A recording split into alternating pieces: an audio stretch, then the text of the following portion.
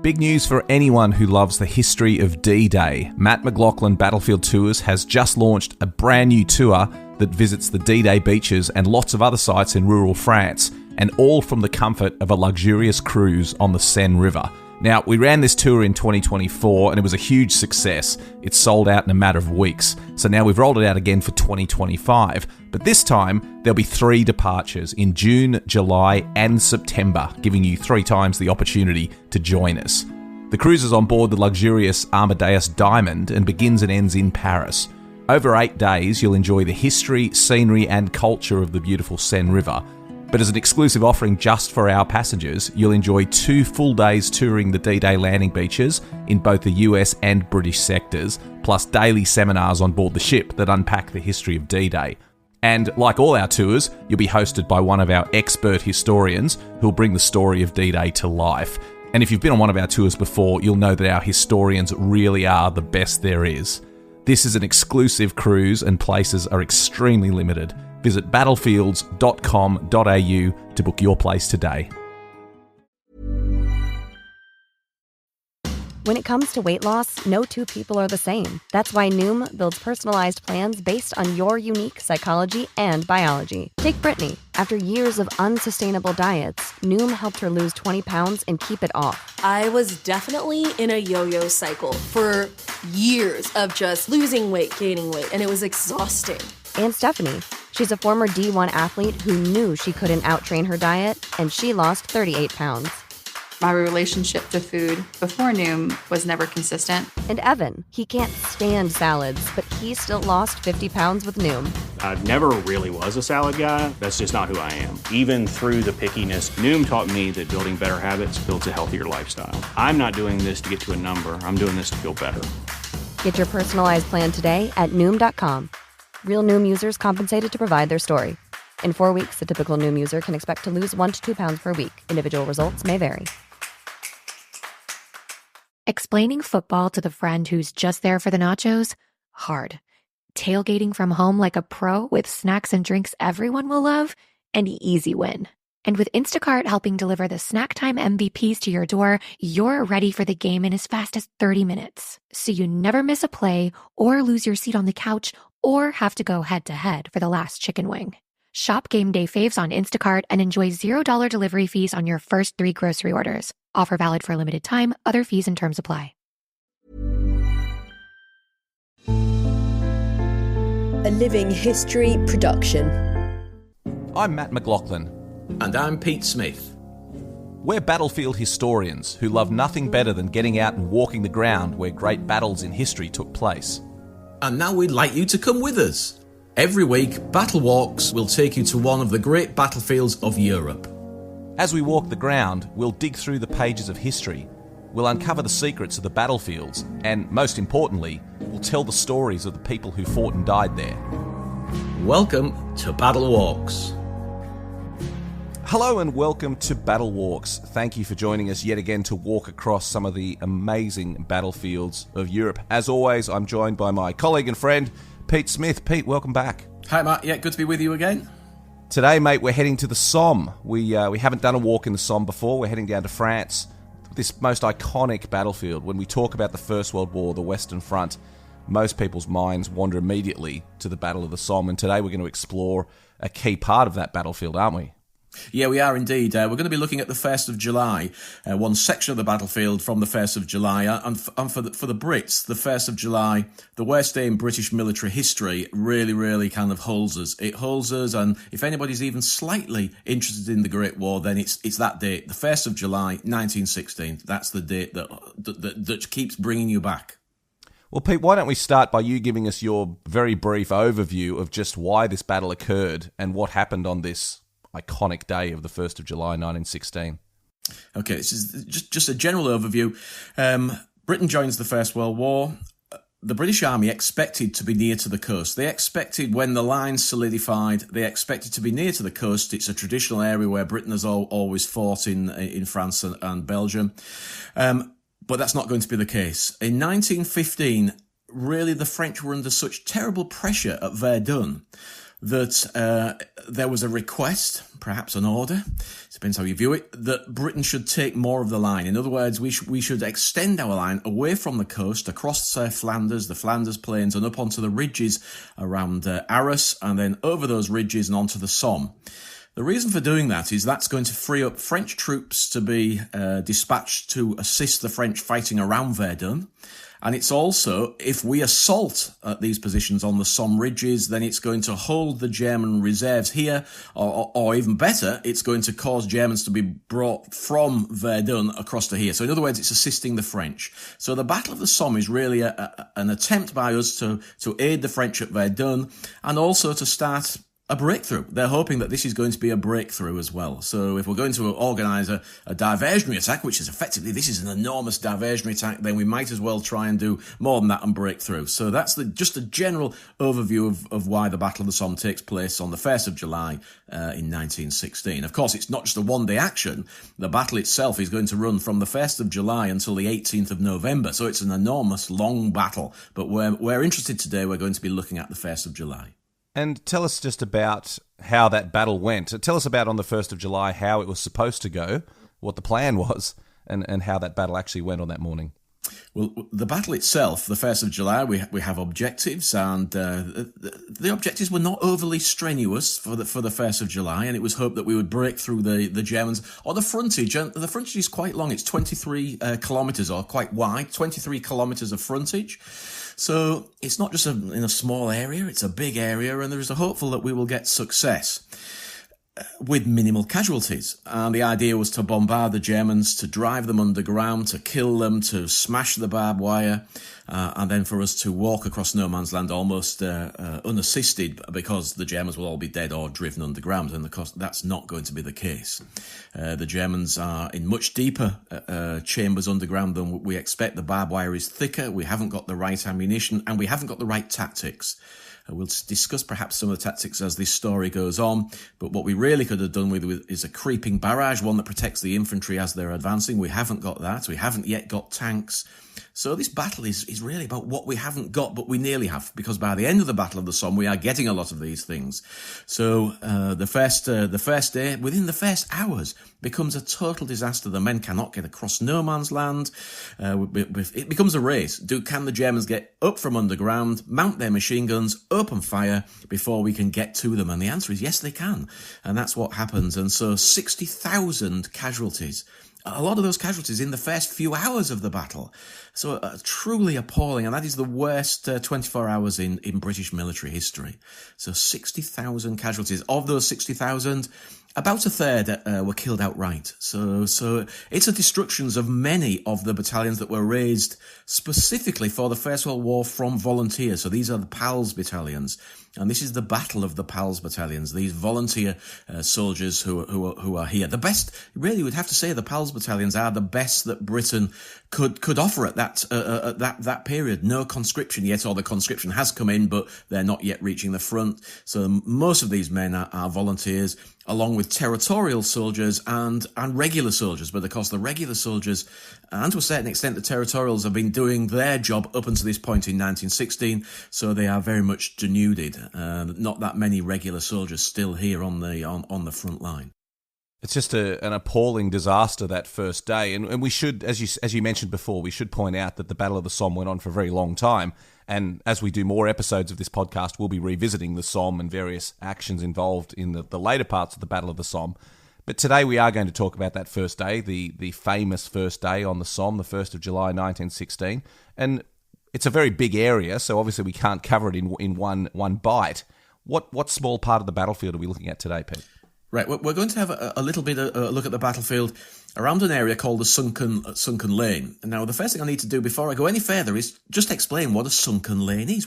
What is it? Well, it sounds like it's a lane that's sunk into the ground, and that's exactly what it is. The name really tells you. It's more interesting is how that occurs. What creates a sunken lane? Well, it's age, it's time, it's weathering, it's wear, carts going up and down it, and it's normally on a hill. You have to say most of the really deep sunken roads are on hills, and a sunken lane is created by carts going up and down.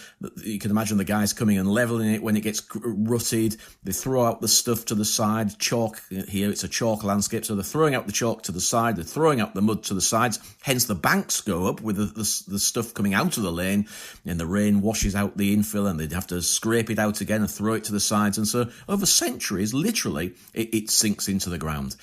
So when anybody mentions the Sunken Lane and the First World War and the Battle of the Somme, to most Brits who have read, or to anybody that's read anything about the war, then it will take them to a place called Beaumont Hamel. And so this is where, just outside of the small village of Beaumont Hamel, in the Sunken Lane. Now, why it's really, really famous is because it was filmed at the time by a gentleman called Malins, who was the official cinematographer for the Battle of the Somme. So you have to say, well, that's odd. Well, it wasn't really, because the Battle of the Somme was hoping, it was hoped by the military and even by the public who were aware of it, the great push, that we were going to walk over the Germans. So they thought, well, we need to film this. This will make a great propaganda film. That's what it is, a propaganda film. So they're going to film it, and Malins is the official cameraman. And this is one of the shots he did was looking down the Sunken Lane. So that's really why we're going to start in this Sunken Lane. And who were the troops that were attacking in this area on the 1st of July? Right, well, what we've got is he's actually filming the 1st Battalion of the Lancashire Fusiliers. So this is a regular battalion, so these men will have seen action elsewhere, probably a lot of action, but there'll be an awful lot of volunteers now who have joined them. It's a terrible piece of image. There's a lot of stills taken from the footage, but in my view, Malins filming down the Sunken Lane on that morning, and it's about 20 minutes, half an hour before the whistles blew at 7:30 in the morning. So it's filming them waiting to go over the top. The Sunken Lane is actually in no man's land. It's in front of our frontline positions. We sapped out to the Sunken Lane. What's a sap? A sap is a trench that runs towards the enemy. So from our front line, we sapped out into the Sunken Lane, and it gave us an advantage there. A good quarter of the way, probably a little bit more, across no man's land in the Sunken Lane, waiting for the whistles to blow at 7:15. And Malins is there to film the detonation of a mine. But before he films that, and we're going to talk about the very famous Hawthorne mine, which creates the Hawthorne crater. He's going to film the infantry before that mine detonates. And so this is what he's doing. It's a misty morning, so that's the other thing we have to think about. It's misty, it's daylight, it's the middle of summer, so it's warm, and we've got a ground mist that's billowing around. Now that aids him enormously. If you're carrying a mahogany camera with glass plates and a tripod, and you've got to get it into a position to actually film a battle, well, A, you're going to get yourself killed, and B, it's difficult. But he, in the mist, manages to get across into the Sunken Lane and to film these guys before they go over the top. And it is a truly just so moving bit of footage, because these men, this is going to be a disaster. These men are going to go over the top, and they're going to be gunned down almost as they climb out of their Sunken Lane. And so looking at them, you can see that they're probably a little aware of what is the possibility that's going to happen to them. So they're not keen to be filmed. They're fiddling with their buttons. They're checking their bayonets are fitted properly. They're kind of scowling at the camera. And some work was done a few years ago now for a documentary and then a book about this Malins and his film work. And they brought in a lip reader to have a look at what the guys were saying, because they're obviously speaking as they're looking at the camera. The guy that was brought in to lip read, he couldn't read it. He couldn't tell what they were saying, and they realised that they had very strong northern accents from the Lancashire mill towns, and so they had to basically send him away to go and learn the accent, and then come back and try and lip read again. And he was able to lip read. And what he discovered, in the main, it's profanities. These guys do not want to be filmed. They are looking up at him and saying, on your bike, I don't want you here. I don't want you filming me at the moment. This is not a good thing to film. I'm terrified. I'm nervous. I'm trying to kind of get used to what's going to happen. And the guy's trying to film me.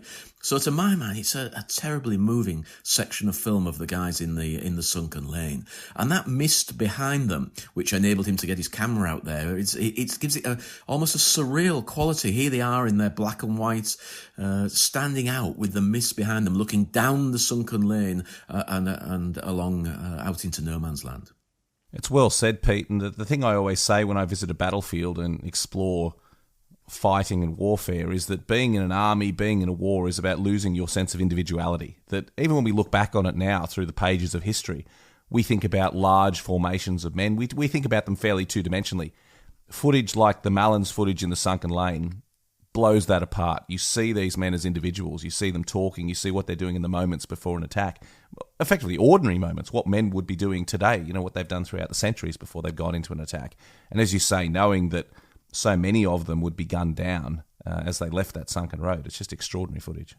I think it's extraordinary as well because even in modern times, you don't get that very often. You do not get a cameraman in the right place, if that is the right place, to film a group of men who are basically going to die in the few minutes after he's filmed it. And you don't see that very often, even today. So it's unusual, for over 100 years ago, for a cameraman with a mahogany cased camera, and glass plates for his stills to be able to film it and hand crank that camera there. Extraordinary. And how many of the men were killed or wounded in that attack that took place very shortly after that footage was filmed? 486 of the men from the battalion were actually killed. 1,000 men in the battalion, but there's never 1,000 men go into the attack. So probably only 800, perhaps even slightly less, went into the attack. So it's an enormous number of men were killed in that attack from that battalion. So Pete, we're standing now in the Sunken Road. If we followed in the footsteps of those men and climbed up out of the Sunken Road, what are we seeing as we look across the fields?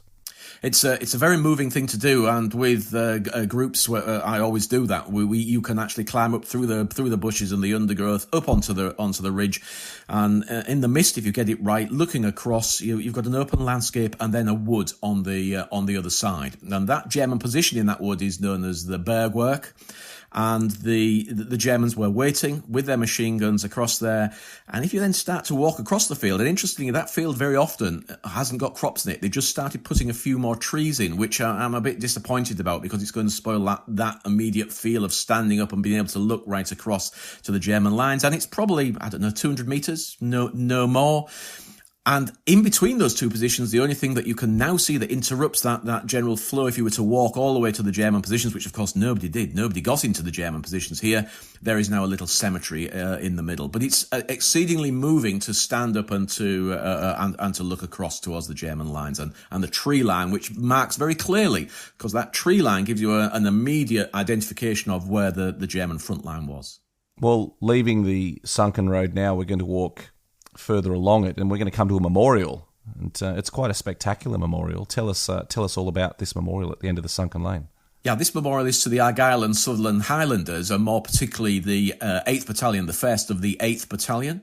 It's a beautiful, enormous memorial, massively enhanced in recent years because it was getting enclosed by trees that went all the way around it. They've cleared those trees. A lot of work's been done in this area recently, and it gives it's been cleaned up, a beautiful Celtic cross, enormous Celtic cross, emblazoned with all of the battle honours of the battalion throughout the whole of the war. This is where they commemorate their service during the Great War here at the Sunken Lane at Beaumont Hamel. Now, interestingly, they're not commemorating the 1st of July because that is not when they were here. They were actually here in the November, in the final push to take this area, 13th of November, and so it's commemorating their success in the Highland Division. They fought here in the 51st Division, the Highland Division, and so this is where they decided that was the best place to place their memorial to commemorate their service during the Great War. So it's a beautiful memorial and well worth spending some time to have a look at. It's one of the highlights I found the first time I walked the Somme is these divisional memorials or these battalion memorials that just spring up at these various places around the battlefield. And you know that something important occurred there wherever you see one of these memorials because the units involved placed them there to commemorate their service, didn't they? They did indeed, and this one was inaugurated in 1924. So it's one of the early memorials to be built, and is actually looked after by the Commonwealth War Graves. There's this big it's difficult. I don't understand quite how this happens, but some memorials are looked after by the Commonwealth War Graves, others are looked after by the communes or by the associations that built the memorials. But in this case, because it was built in 1924, then it is looked after by the Commonwealth War Graves, and it is superb. It's kept in fantastic condition. The lawns around it are beautifully manicured. And it's always well worth climbing up onto the memorial, to the plinth of the memorial, out of the sunken lane. Because if you look behind it, that is where it's 300 or 400 metres, but is where Malins is going to move later on when he films the detonation of the mine, and we'll come back to that. But so it's always worthwhile climbing up to the memorial and looking behind you, back towards our lines, so back towards the British front line, remembering that the sunken lane is in no man's land, and you'll get an idea of where Malins moved to. So after being in the sunken lane, he moves across to film the detonation at the start of the battle. And moving on from the memorial, we come to a cemetery. Tell us about the Beaumont Hamel British Cemetery. Yeah, well, Beaumont Hamel British Cemetery is the one that I described as you climb out of the sunken lane and look towards the German lines. Then it is a very thin strip cemetery, so only 2 rows of graves. And it's called Beaumont Hamel British Cemetery, which is a sensible name for it. Just as a matter of interest, the naming of the cemeteries was arbitrary. There is no set down routine that all the cemeteries are named after the nearest village or the battle. It's arbitrary. It is effectively the guy that kind of sticks the marker and says, we're going to build a cemetery here. Then he's the one that gets to name it. And very often the names remained. And in this case, Beaumont Hamel British Cemetery is what it is. The British part, just as a matter of interest, it just means that it's not German, it's not Belgian, it's not French. It is a British cemetery. But for Britain, you have to read, to a certain extent, the whole of the Commonwealth, the Empire. So it's only a small cemetery. It's 179 burials in these 2 parallel lines. Of that 179, 82 of them are unknown, so we don't know who they are. And just as a matter of interest, it doesn't just include guys. You imagine it'd be full of guys of the Lancashire Fusiliers who had been killed during that attack as they tried to cross over this landscape. But that's not the case. There are only 38 men that are buried in there who were killed on the 1st of July. Because it's a concentration cemetery. It's going to be created after the Germans withdraw back to the Hindenburg line. So it's really can only be created in early 1917 when they can gather up the men from that area and bury them in this cemetery. A beautiful little cemetery, and it's just works very well because it takes you that little bit further into no man's land and it gives you that little bit of an extra view towards the German frontline positions. The fact that it's a long and skinny cemetery, does that indicate that these men were buried in long trenches when they were brought in? Yeah, I think it's quite likely. Again, they're quite close together. They're not touching, so it's not. Sometimes we don't know. There's no way we can actually know exactly how the men were buried, and you get clues by looking at the headstones. And as we've said in the previous podcast, that touching headstones normally indicates a trench burial. These are not actually touching; they're side by side. But what you may not be the case. The men may not be directly beneath them here. We're not quite sure. One of the reasons why we're not sure is because this cemetery was very badly damaged in 1918 during the German Spring Offensive. They overran this area again, so we know it was damaged. So we're not quite so sure exactly where the men are, but I just presume that they're below their markers, but they may be a little away from their markers here. And now leaving the cemetery, Pete, what's the next destination on our tour? Well, we're just going to walk up back onto the road that runs following the attack, and we're walking towards Beaumont Hamel, the village itself. So we're going to go past the German front line, or in fact over the German front line. Now there's a wood on the left hand side, the one that I've been mentioning, that marks the front line, and there is some hope that in the near future some of that wood may be cleared, because there are the remnants of German trenches in there. At the moment, we can't go into it, and it's very overgrown, so it would be very difficult to get into it full stop.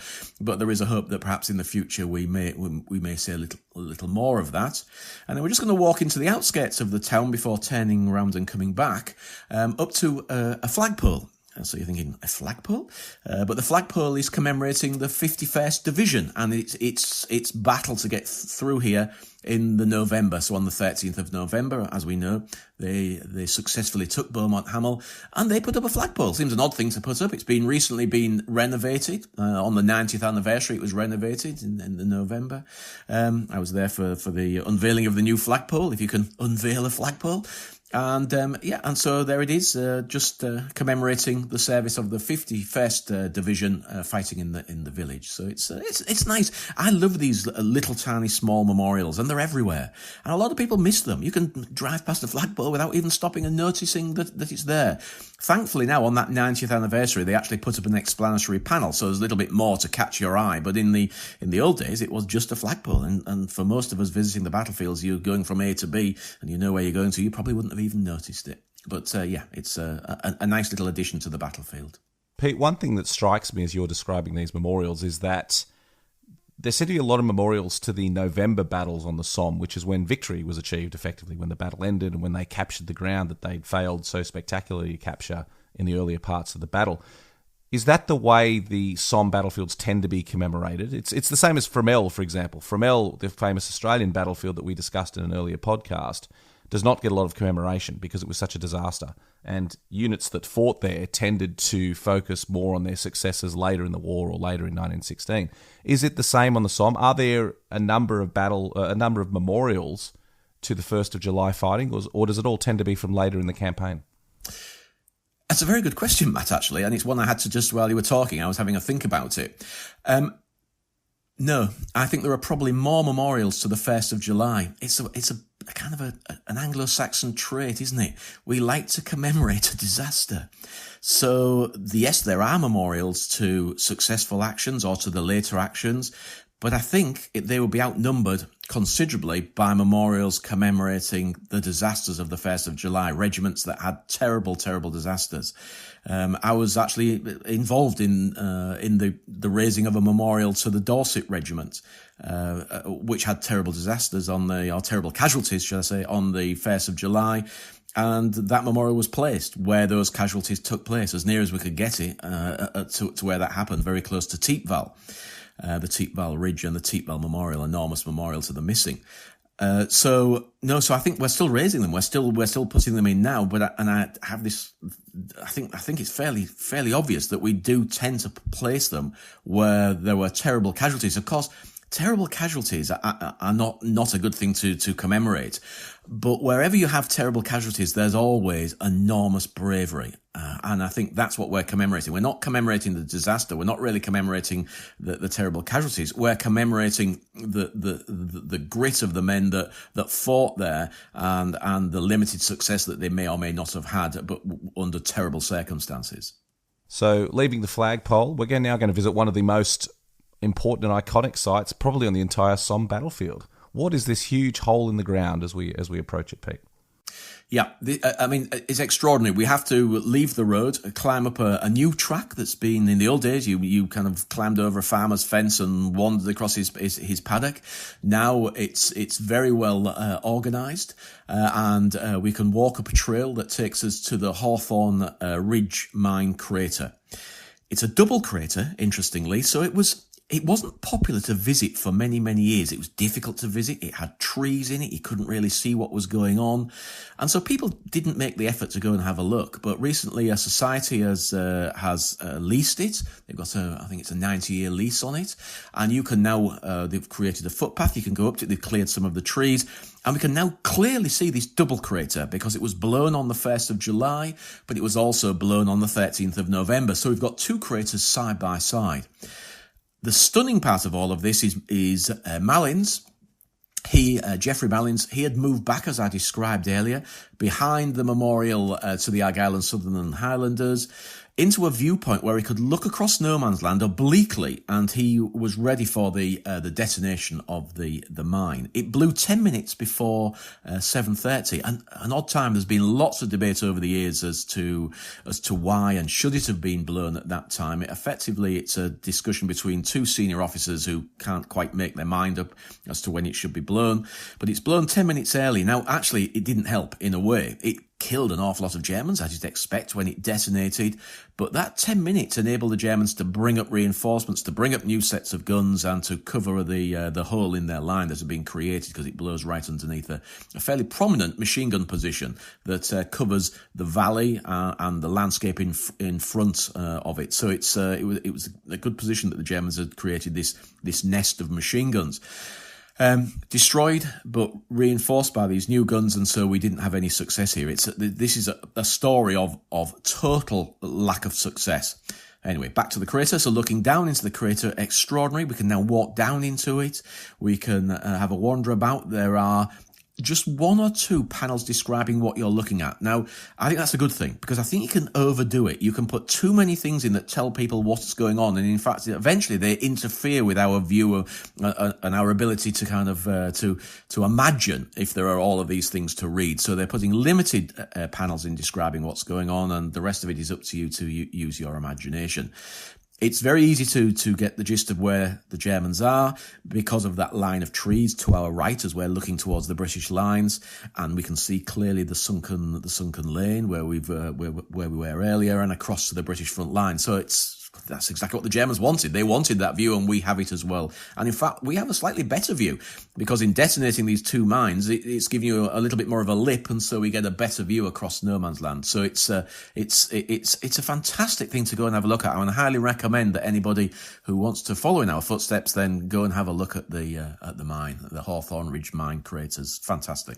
Pete, we're going to talk about these great mine craters that remain on the Western Front in future walks, but this is probably an opportune moment, since it's our first encounter with one, to just talk about this whole aspect of warfare and something that I think people who talk about the First World War will find quite extraordinary if they don't know the story. Tell us about the tunnelers and the creation of these mines under front lines. Well, we need to go back into almost a prehistory to have a think about castles and keeps and fortifications. How do you take, let's think of a walled castle, a big walled castle. How do you take it? Well, one of the things that you can do is try firing projectiles at it, whether it be by catapult or cannon. But another method is to go underneath it, is to start a tunnel. And it's where the term sapping comes in from. And of course, the rank of an engineer, a private in the engineers, is a sapper. So they would sap towards the castle. They would then eventually go underground, because it was safer to go underground. Your enemy doesn't know quite where you've gone, and he can't hit you with arrows or spears.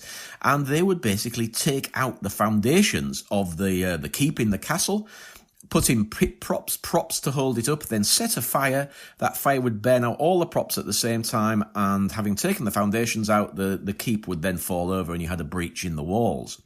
So if we then go to modern times, or to the Great War, German trenches. What's the way of getting rid of a German fortification if you're about to assault? Same thing. But slightly different, because we now have gunpowder and explosives and amatol. And so what we're going to do is tunnel beneath the German position, a suitable position. We're going to create a void, and we're going to fill it with explosives. In this case, it was over 40,000 pounds of explosives, of aminol, and that was placed there. So enormous amount of explosives, and we're going to detonate it. Sounds easy. Well, of course, the Germans are not stupid. The Germans know what we're going to attempt. So there is countermining constantly going on, trying to intercept our shafts as we're trying to get underneath the German positions. So it's a part of the war that for many, many years was almost forgotten, that this had been going on. All of these engineers, these tunnelers, these miners on both sides working and countermining and blowing something called a camouflet to try and destroy your enemy's shafts, their mines. So it was an extraordinary war, almost forgotten, and this is part of it. This is one that was successfully driven under the German positions, but not blown at the right time. But it was a success in that way, and it's a part of the war that will carry on right until we get back into a war of movement. It only works while we've got static lines, of course. In a war of movement, no point in tunnelling. But it's extraordinary. And as you say, this is a double mine, was blown again in the November attacks, indicating that the first one had gone pretty wrong, because the fact that by the time they came back in November, they needed to blow up the German positions yet again. So the Germans were obviously still holding these very strong positions. Yeah, completely. The whole attack was a disaster in this area, and in fact, Malins is going to film some of this as well. And I'll come back to that in a second, because he films the men in the Sunken Road, he films the detonation of the mine, and then he films part of the infantry attack, which is extraordinary in this area as well. But it's going to be a complete disaster. No success here whatsoever. Effectively, we have a good marker that tells us where we get an success and where we don't, and that is the main road that is running between Albert and a place called Bapaume. And in very central, in the middle of that road, is the town of Poitiers, very much an Australian battlefield. So that is marking the central axis of the assault. If you imagine Poitiers and that main road, to the left of it, looking from our perspective, looking towards the German lines, to the left of it, everything goes very, very badly wrong. To the right of it, we get limited success, and limited success leads to more success, and so we get a movement. But on the left, and we are very firmly on the left-hand side of the battlefield, no success at all. Just nothing went well here at all. Nothing went right. And any limited success that we did have was then literally stifled, because the Germans could transfer men around because they'd already stopped the British attacks in that area. And in fact, the only success that takes place in that area that was successful to a degree where they got into the German lines and held them were the Irish, the Northern Irish, fighting at the Ulster Tower. So the Ulster Tower now being a memorial to them. So it's a memorial to the Ulstermen fighting there. And that is really the only success on this side of the battlefield. There was very little else that went well. Well, it's such a remarkable spot. It's wonderful that the mine crater has been preserved. It's wonderful the work the association is currently doing to make it accessible to people, because now, for the first time in a very long time, really since the war, you can now go and walk and explore that crater and walk down into the bottom of it. And unlike the other great crater on the Somme, which is Lochnagar crater over near La Boisselle, it's completely inaccessible. You can't walk into the crater. You absolutely can in Hawthorne Ridge, and I find it a lot more moving. It's still quite wooded. There's still a lot of trees in there, and the first time I went there on a misty November morning, it was very moving indeed to stand in the bottom of that crater. Yeah, I agree entirely, and it's ongoing. The enhancement of it is ongoing, but without interfering with it. And I think it's the same association which is looking at the wood opposite, and hopefully that we will have access into some of that in the future as well, so we can link that into the German lines on the other side of the road, and that will enhance it even further. There's also work being done from an archaeological point of view, so it's very good. It's excellent, it's a great new site to visit, even if you've been before to the Western Front and to the Somme battlefields. If you haven't been to the Hawthorne Ridge crater, then make sure you do. It's great. Take us to our next extraordinary site, Pete, after we leave the Hawthorne Ridge crater. Well, this is even better, really. There's a little cemetery that's beyond the Hawthorne Ridge, so we're heading, kind of climbing uphill slightly and heading towards the Memorial Park for the Newfoundlanders, Newfoundland Memorial Park at Beaumont Hamel. We can't get into it from this direction, but in between us at the crater and the Memorial Park, then we have another little cemetery called Hawthorne Ridge Cemetery number 1. Now, that was always an awkward cemetery to get to because there wasn't a laid down path. There is no path to get to it. You had to literally, and when the crops are in, the farmer very often would plough up any kind of footprints or route that people were using. And I remember the very first time I visited it, I went round and round and attacked it from different directions and thought, well, I don't know how you're supposed to get to this cemetery. And you have to eventually walk through the farmer's crops. There was no other way to get to it. So very odd. One of the few that had no recognised path to get to it. Well, in creating this new way of exploring the Hawthorne Ridge mine crater, they've now linked it. So you can go from the Hawthorne crater, you can now walk through to the cemetery. So it's great. It's another addition.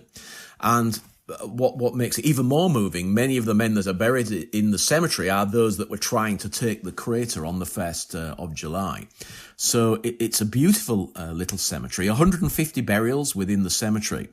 What I haven't mentioned, actually, is all of these numbers, normally over 100 for the cemeteries, they have to be, because if the cemetery gets to less than 40, the French and the Belgian governments have decided that the cemeteries could not remain. They have to be above 40 burials to remain. So here we have 150. 67 of those 150 are unknown. And again, that's a fairly kind of... The proportion during the Battle of the Somme of people that are recovered unknown is quite high. It's not as high as when we will visit and talk about the burials at Passchendaele, but it's still quite high, and that is because a lot of these guys laid out for a long time. It was not easy to get to their bodies because these attacks were unsuccessful. It meant we couldn't get the bodies in. We couldn't rescue or not rescue, but we couldn't recover the remains of the men who had been killed. So it takes some time to get to the bodies, and in that period, then a lot of them have lost their identities. So we have 67 unknown here. I think it's perhaps one of the most moving sites because of the 16th Battalion of the Middlesex Regiment, which was known as the Public Schools Battalion. And there's quite a few of them buried in this cemetery. So what were the Public Schools Battalion? Well, this was a battalion of men who'd all been to public school. So you have to say, hang on a minute, these are the guys that are well educated. The public school system in Britain means it's a private school, you have to pay for it. So this is the future officers of the British Army fighting in a battalion of future officers, and that's where you have to look at it. So it's a very odd setup. So these are all men who went to privately educated, joined a battalion, the 16th Battalion of the Middlesex Regiment, and this is where they attack. This is their first attack. It struck 524 casualties. So again, you're looking at almost, if you're only attacking with 800, it's most of the battalion became a casualty. I had a very moving tour a few years ago where I took a group of men who had been to a public school around the battlefield, and they wanted to follow in a certain soldier's footsteps who'd been very badly wounded during the fighting. And so obviously one of my first questions was, why are we following this guy, and what is he to all of you gentlemen? And it's because he was their Latin master and their swimming coach when they were young men. And all they could remember of him, really, that horrified them as young boys, was that he had a terribly scarred back. And that was because, of course, he'd been very badly wounded with the battalion here. He'd lain out in no man's land for 8 hours before a stretcher team managed to get to him in the dark and bring him in. And so that's why we were there. And I found it very moving that they were commemorating and celebrating a man that was long since dead, but they remembered him because of his scarred back and teaching them to swim at a public school. So it's a beautiful little cemetery, laid out with a little rubble wall around it, and a couple of trees and just a few lines. Again, a clue to the burials here is a lot of the graves are multiple burials. So in other words, there's more than one man in each grave, and that's normally a sign that they've been cleared from the battlefield and buried here. And of course, we know they had to be, because this was not taken until the November, and it still wasn't safe until the following year. So this cemetery, again, could not be created until the Germans started withdrawing back to the Hindenburg Line. We have a chap here, I've got a little quote about a chap called Private Derek McCulloch, this is it's terrible, really. It's just to show you the type of wounds, really, and the experience. He had his right eye shot away, and soon afterwards he was hit by shrapnel. My collarbone, this is his quote, my collarbone, shoulder blade and 2 ribs were broken, and I had a bullet in my left lung. I managed to crawl back to our lines.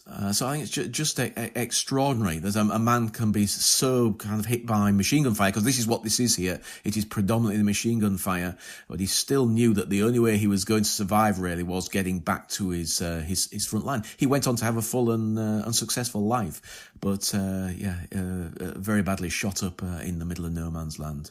And this, I remember from visiting the cemetery that there's also, unusually, there's a private headstone here. There's more than just the Commonwealth War Graves cemetery markers here, aren't there? Yeah, it's one of the odder aspects of exploring the cemeteries of the First World War is you have to think about when were the decisions made to have a headstone that every single headstone looks the same. Well, it was made fairly quickly after the end of the war, but not quick enough in some ways, because very often men, and certainly the friends of men who were killed, clubbed together to ensure that they had something better than the standard wooden cross that was going to be put above your grave. And in this case, it was a plaque. It's a plaque, and it's actually from the family. They had organised it immediately after the war, or perhaps even during the war, when they were told where he was buried. And certainly there were companies in Amiens who were making these marble headstones and marble plaques to either be screwed to the wooden crosses or to be put instead of the wooden crosses. So when the Commonwealth War Graves, or the Imperial War Graves as it was, decided that everybody had to have the same headstone, they then had a problem. What do we do with these memorials that have already been paid for and put up on the graves of soldiers who died during the fighting? And it was decided that they could remain. I think it's the right decision to make. They felt that they would try and put up a Commonwealth War Graves headstone, and then their private memorial, their private headstone would also exist. If they couldn't, then they allowed the big original one to remain. And so there are several cemeteries where there is no Commonwealth War Graves headstone, there is just this private memorial, big headstone. In this case, it was decided that the small marble memorial, which had been screwed onto the cross, I suspect, could be allowed to remain, and so it's still there. So we have a private memorial sitting alongside a Commonwealth War Graves memorial. I haven't mentioned his name, but he was a Second Lieutenant E.R. Heaton. He's the guy that's got the private memorial. You'll spot it straight away as you walk through the gate. It's on your left-hand side, so it's very obvious. As you can imagine, these things stand out because they're not the headstones that we're used to seeing. Well, this cemetery, Pete, is a beautiful spot to end the tour, but there's actually a slight bonus visit we're going to make. Only if, as we've said in previous podcasts, if there's no crops in the field. This is not possible to do if there are crops in the field, because the farmer will not take kindly to tourists trampling his carefully ploughed crops.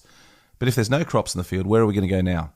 Yeah, well, from here we can actually walking across this field, if it's possible, to Y Ravine. Now, Y Ravine is a very strongly defended German position. It's where the Germans brought in their men into the front line, and it's actually part of the memorial park for the Newfoundland Regiment at Beaumont Hamel. So their memorial park, behind the German lines, we get Y Ravine.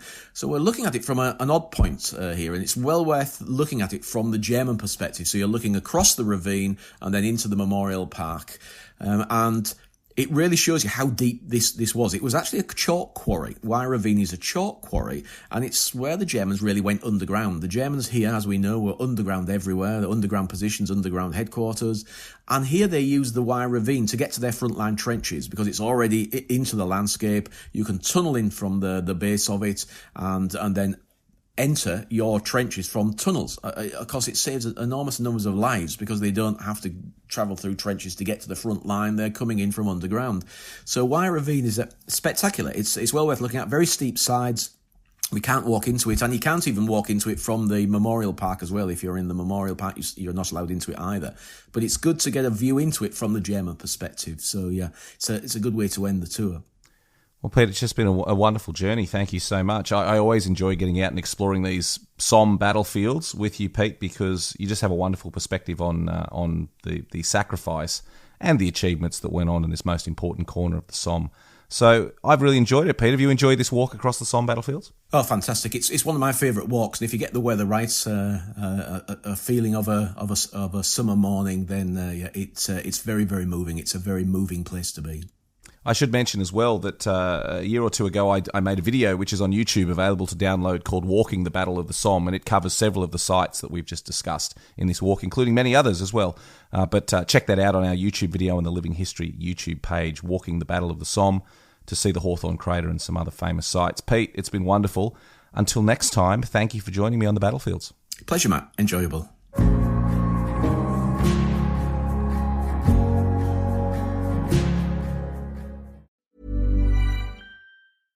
If there's one thing that my family and friends know me for, it's being an amazing gift giver. I owe it all to Celebrations Passport from 1-800-Flowers.com, my one-stop shopping site that has amazing gifts for every occasion. With Celebrations Passport, I get free shipping on thousands of amazing gifts. And the more gifts I give, the more perks and rewards I earn. To learn more and take your gift giving to the next level, visit 1-800-Flowers.com/ACAST. That's 1-800-Flowers.com/ACAST. Balancing a wellness routine and busy travel plans? Try Alo Moves, the health and wellness app you need to stay consistent. Alo Moves goes with you and offers yoga, Pilates, strength workouts, and so much more. From 5 minutes to 60-minute classes, Alo Moves has a class or flow that fits your schedule. There's also meditations, sound baths, nutrition tips, and self-care tutorials to meet your holistic wellness goals on your time. Go to allomoves.com and use the code ACAST to claim your 30-day free trial today.